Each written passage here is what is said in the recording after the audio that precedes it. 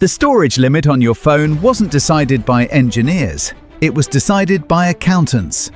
Samsung proved that in 2014. Water-resistant phone, SD card slot, a terabyte for $110. No subscription, no monthly fee. Yours forever. 1 year later, they removed it. Users revolted. Sales dropped. Samsung brought it back. Then in 2021, the SD card slot disappeared from every phone they made. No explanation, no apology, just gone. But between 2014 and 2021, one thing did change. And once you see what that was, the $1,200 Apple is already charging you for storage starts to make a lot more sense.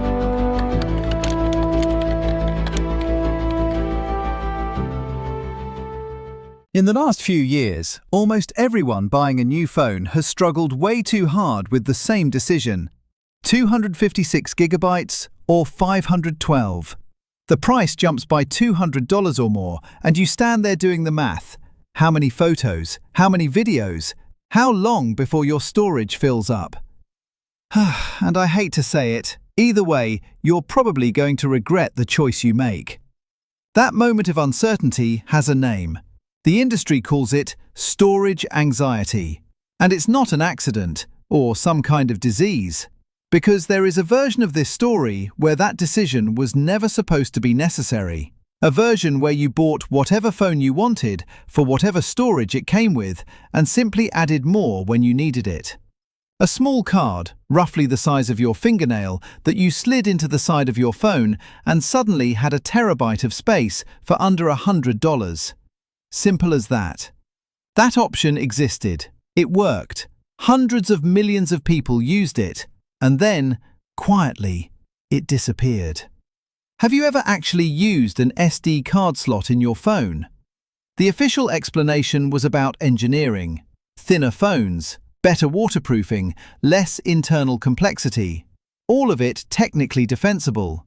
None of it the real reason.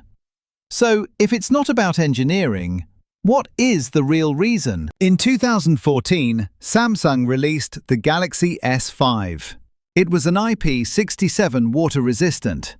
It had a removable battery, and it had a micro SD card slot, expandable storage, the ability to add up to 128 gigabytes whenever you wanted. Then, 1 year later, the Galaxy S6 removed it. Samsung's explanation? Sleeker design, better build quality, more premium materials. Then something unexpected happened. Users revolted. And honestly, I was right there with them. Sales dropped. The backlash was loud enough that Samsung brought the card slot back with the S7 in 2016.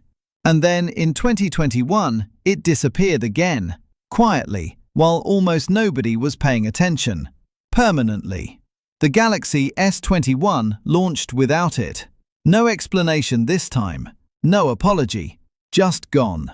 By 2025, even Samsung's budget A-series phones, the ones specifically marketed to cost-conscious buyers who need every advantage they can get, had lost the slot too. Here's what makes that timeline so strange. The waterproofing argument doesn't hold. The S5 proved that in 2014. A phone can be water-resistant and have an SD card slot at the same time. Samsung had already built one. The engineering problem was solved before the slot was ever removed. So I'll ask you directly, what's the actual problem? What changed between 2014 and 2021? Let's do a quick calculation together. A 1 terabyte micro SD card costs between $110 and $165. One purchase, no monthly fee, no account required. Slide it in, and your phone has a terabyte of local storage for the next 5 to 10 years. A 2 terabyte iCloud subscription costs $9.99 per month. Over 10 years, that's $1,200. Same amount of storage, 12 times the price. And unlike the micro SD card, the moment you stop paying, the access stops too. Your photos, your backups, your files. Not gone, but locked behind a wall until the next payment clears, which means you're basically forced to keep paying. Apple's Services division, which includes iCloud, the App Store, Apple Music, and Apple TV, generated $100 billion in annual revenue in 2024. Two-thirds of Apple users in the United States pay for an iCloud subscription.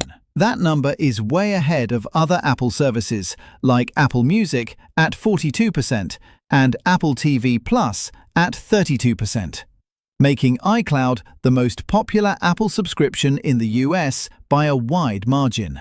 And that number didn't appear from nowhere. It was built carefully by making local storage feel insufficient. If it stopped at subscriptions, I'd genuinely be relieved. And speaking of subscriptions, if you haven't subscribed to the channel yet, now's a pretty good time. But here's the thing, the 256GB and 512GB versions of the same phone use the identical storage chip. The difference is not hardware, it's software. A lock placed on the chip at the factory, disabling capacity that's already there. And then they sell that capacity back to you at a $200 premium. You are not buying more storage. You are buying permission to use storage that was already there. In other words, you're buying permission. And it doesn't stop there. If this sounds familiar, it should, especially if you watched our headphone jack video. I left a link in the cards above. You can check it out there. Samsung spent years mocking Apple for removing the headphone jack, ran commercials, posted ads, made the argument publicly and loudly that keeping the jack was the right thing to do. Then removed it. The SD card followed the same arc. Different port, identical logic. And once you see the shape of it, you start noticing that the logic doesn't stop at ports. Every feature that gives users control over their own data, local storage, physical backups, device repairability, creates a ceiling on how much a company can charge you after the sale. Remove the feature, and that ceiling lifts. The headphone jack removal locked you into an ecosystem. You bought wireless earbuds. You stayed in the ecosystem. You became dependent on it. The SD card removal is different. It doesn't just lock you in. It puts you on a subscription every month, automatically, indefinitely, for storage you used to own outright with a card the size of your thumbnail. One was a door closing, the other is a meter running. And the meter started running long before most people noticed it had been turned on. So the next time you stand in front of that storage decision, 256 or 512, $200 more, will I regret this? You'll know exactly why that choice exists. It was engineered. The anxiety is the product. The SD card slot isn't coming back. The cloud isn't going away. And the companies running this model have no reason to stop, because it works, and because most people never connected the dots between a missing slot and a monthly charge they've stopped questioning. You just did, by watching this video. If you're into the hidden stories behind everyday things like this, don't forget to follow us, like this video, leave a comment, and share it with someone who'd find it interesting. See you in the next one. Take care.